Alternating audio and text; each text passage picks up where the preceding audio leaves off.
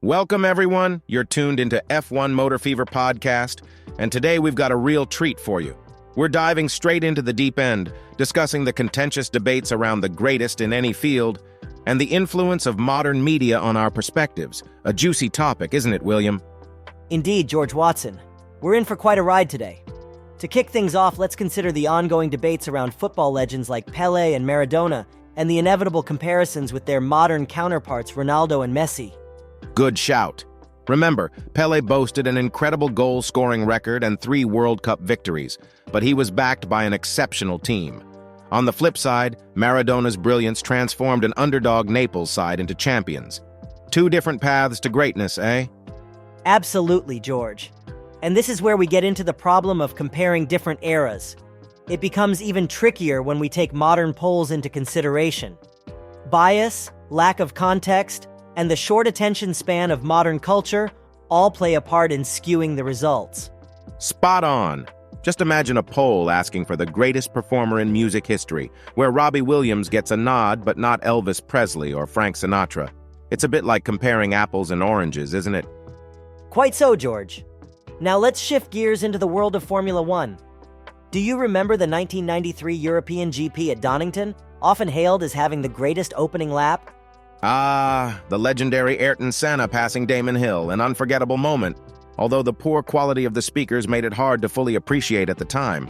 But it's not all about one race or one lap, is it? Quite right, George. The heart of the matter is the undue pressure and psychoanalysis that media and fans impose on drivers like Lewis Hamilton. 2 groups seem to emerge: ex-racers and journalists who criticize Hamilton with narrow-minded opinions, and biased media professionals who favor him. Right, like Andrew Benson's column after the British Grand Prix in 2016. It was a classic case of biased reporting. He exaggerated Hamilton's lead, ignoring Nico Rosberg's known weakness in wet conditions. It's a bit like scoring a goal against a team with their goalkeeper missing. And yet, the media would have us believe that Hamilton's performance that day deserves a place in the list of the greatest ever. It's a distorted view that ignores many other iconic moments in the sport, like Fernando Alonso's performance at the 2006 Hungarian GP, for instance. Oh, what a race that was! Alonso started 15th but was 6th after just 1 lap. He led the pack by the 18th lap. Only a wheel issue during a pit stop kept him from taking the checkered flag. It could have been a different story for Jenson Button that day. A classic example of how the greatest moments aren't just about victories. They're about the journey, the challenges, and the unexpected turns. The sport is full of such timeless narratives, which are often overshadowed by the media's pursuit of the greatest. Absolutely, William. The greatest is subjective, shaped by our personal perspectives and bias.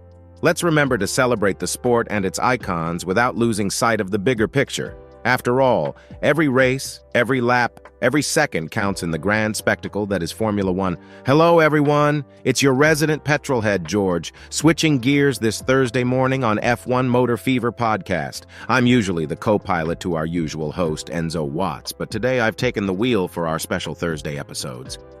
Hello, listeners. I'm William, your commentator for the day, here to add some extra horsepower to our discussions. Absolutely, William. Now, for our regular listeners, you know that our Thursday morning specials are where we dive into the epic, the historic, and the downright impressive events in the world of Formula One. And if you're new here, you're in for a treat. That's right, George. And if you love the sound of revving engines and burning rubber as much as we do, be sure to subscribe to the F1 Motor Fever podcast channel. Spot on, William. Don't forget to activate those notifications so you never miss a new episode. Leave us a comment, share the podcast with your friends and family. It's your support that keeps this channel on track. Speaking of tracks, George, what do we have on the agenda today? Well, William, we're tackling a subject close to many Formula One fans' hearts. The greatest moments, the greatest drivers, and how our perspective can be swayed by the modern media. Want more details on this compelling topic? Stick with us. This promises to be an exciting ride, George. I couldn't agree more, William. We chose this topic because it's a vital part of understanding and appreciating the sport. It's time to start our engines, so buckle up and hang tight. Full throttle, everyone.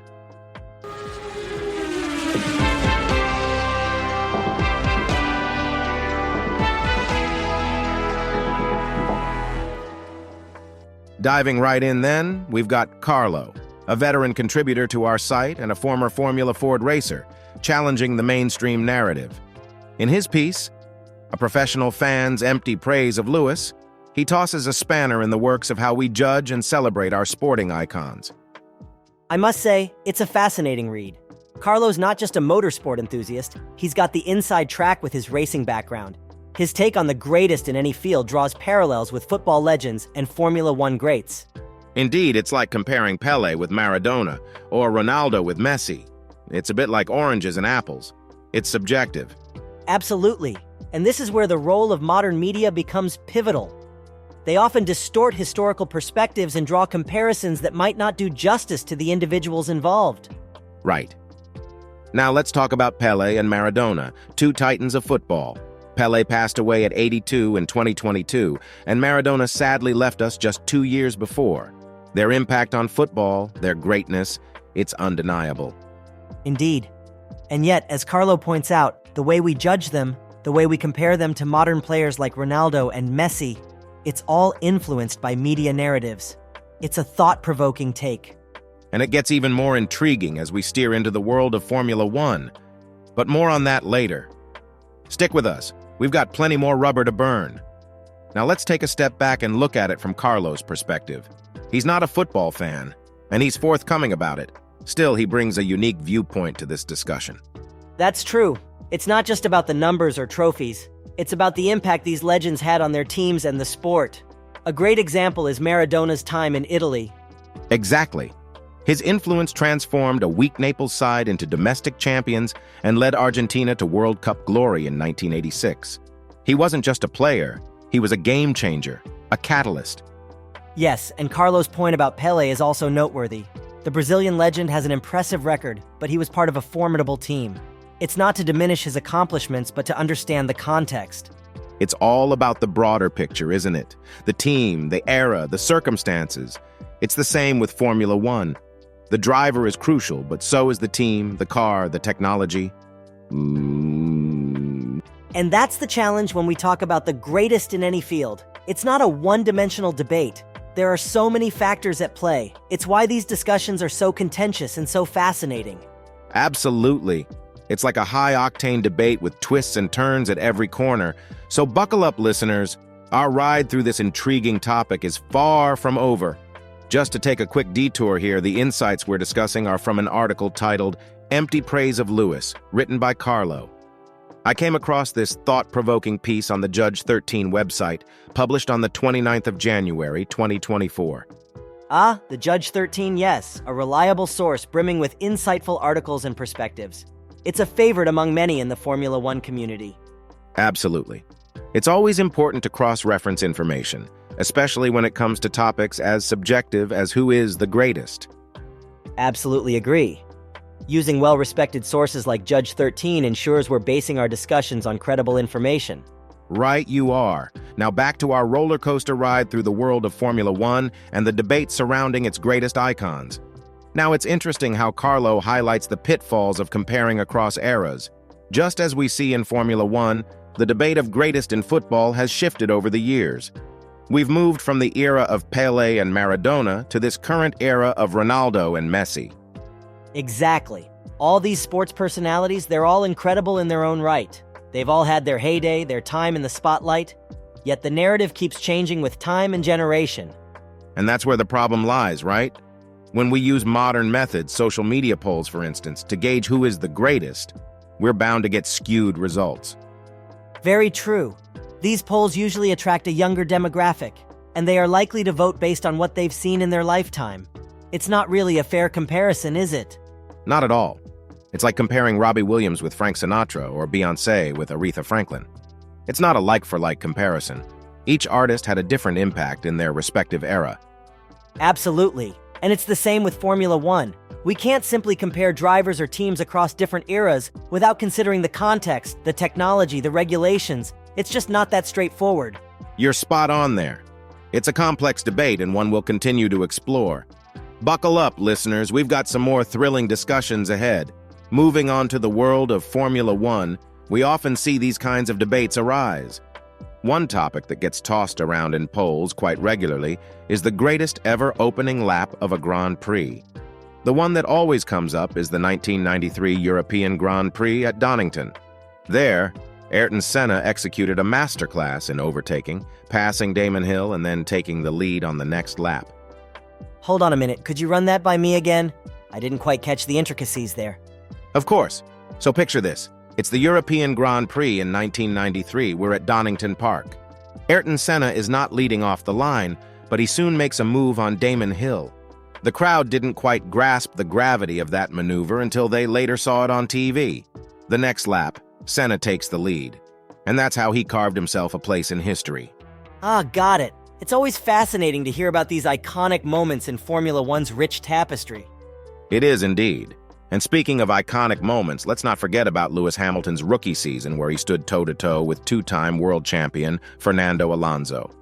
Now that was a signal of great things to come from Hamilton. But we'll dive more into that story in a bit. Stay tuned, folks. Now, as we all know, Formula One isn't just about the races. It's about the drivers, their careers, their personal journeys. And Lewis Hamilton, our multiple world champion, well, his journey has been nothing short of a roller coaster ride, right? Absolutely. He's had to weather many storms, not least the intense scrutiny of being in the media spotlight. And that's the ironic bit, isn't it? Here we have this young superstar who's climbed the ranks, become a multiple world champion. And yet there are two distinct camps when it comes to how his actions are perceived. Indeed, there are those who criticize his every move, suggesting he should lead a more monastic style of life. And then you have others who are so biased in his favor that it can sometimes undermine their credibility as journalists. You've hit the nail on the head. Take, for instance, the year 2016. Andrew Benson, the respected BBC F1 correspondent, wrote something after the British Grand Prix, which, while being a piece of solid journalism, was also clearly showcasing a tilt in favor of Hamilton. It's a delicate balance to maintain, but then again, it's all part and parcel of the world of Formula One. Indeed it is. This is F1, folks. It's a world where the battles aren't just on the track, but off it too. Stay with us as we navigate these thrilling straights and turns. All right, listeners, if you're just tuning into this special episode of F1 Motor Fever podcast, we've been discussing the fascinating world of Formula One, drawing parallels with other sports and delving into the media circus that often surrounds our beloved drivers. Indeed, we've been talking about the pitfalls of comparing sporting greats across different eras, reflecting on iconic moments like Ayrton Senna's masterclass at Donington in 1993, and musing about the media's portrayal of drivers, particularly Lewis Hamilton. Correct. And we've also touched on the bias that sometimes creeps into journalism, using the example of the BBC's Formula One correspondent Andrew Benson. Yes, a lot to think about. But we've also been celebrating the excitement and intrigue that makes Formula One such a thrilling spectacle. After all, it's not just about the races, it's about the stories, the drama, the characters. Spot on. So, dear listeners, strap in as we continue our journey through the fast-paced, action-packed world of Formula One. Stay tuned. Speaking of iconic moments, let's go back to the 2016 British Grand Prix. When the safety car was out of the way, Lewis Hamilton put on a show.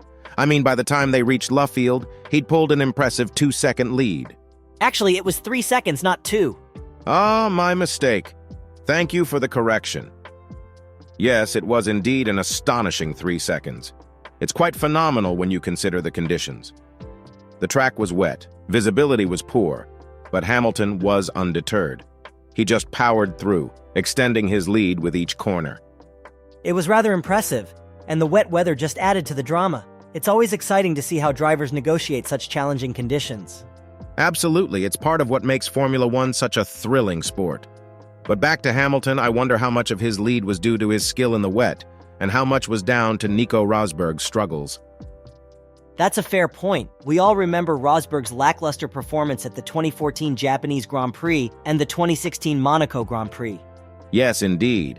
Formula One is as much about overcoming your own weaknesses as it is about capitalizing on the shortcomings of others.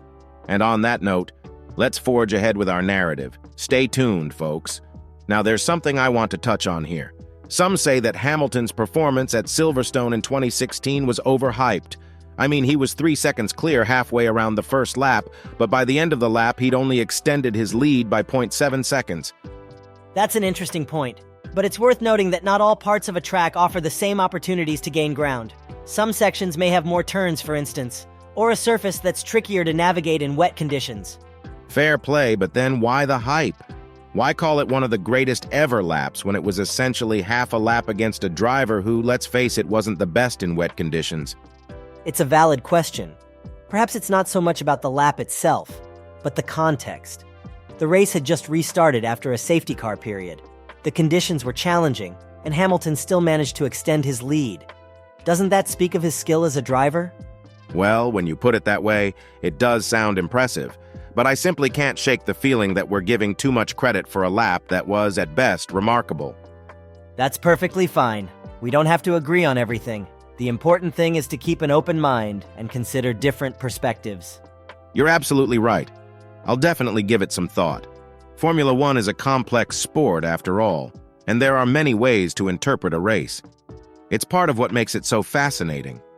Funnily enough, some argue that the greatest ever opening lap wasn't Hamilton's in 2016 at Silverstone, nor Senna's in '93 at Donington. Actually, it was Fernando Alonso's at the Hungarian Grand Prix in 2006. Ah, yes, he went from 15th to 6th in just one lap, didn't he? Indeed he did. And by the 18th lap, he was leading. If only his team had secured his wheel properly during the pit stop, he would have won the race. A true what-if moment in the sport. That race turned out to be Jenson Button's first victory. But had Alonso's wheel been secured, Button's Formula One story could have been very different. That's the beauty of this sport, isn't it? It's full of twists and turns on and off the track. Every decision, every moment can change the course of a race and sometimes a driver's career. Absolutely. And it's these stories, these moments that keep us coming back for more. Formula One isn't just a sport, it's a saga. Well put. It's a saga indeed. And we're here to bring you all the thrills and spills, the highs and lows, the victories and the heartbreaks. So, folks, stay tuned for more riveting discussions and analysis on F1 Motor Fever podcast. Don't touch that dial. So that's us signing off from today's special episode of F1 Motor Fever podcast. We've journeyed through some of Formula One's most thrilling opening laps and delved into the narratives behind them. Whether you're a seasoned Formula One enthusiast or a newcomer to the sport, we hope you've enjoyed today's chat as much as we did. And if you have any intriguing insights or differing opinions on the greatest ever opening laps, we'd love to hear them. So don't be shy. Drop a comment below. And who knows, your viewpoint might just be the topic of our next debate. Don't forget to subscribe and hit that notification bell. We've got plenty more where this came from, and you won't want to miss out. Do spread the word and share our channel with fellow motorheads. And oh, I think our dear friend Enzo is going to love this episode. Absolutely. And speaking of things to look forward to, let's just say we've got some exciting discussions in the pipeline. But no spoilers here, you'll have to stay tuned to find out. We're incredibly grateful for your support. We can't wait to bring you more engaging content and deep dives into the world of Formula One. Until the next episode, remember, George and William, pedal to the metal, keep your gaze on the road. Our channel's content is pure gold.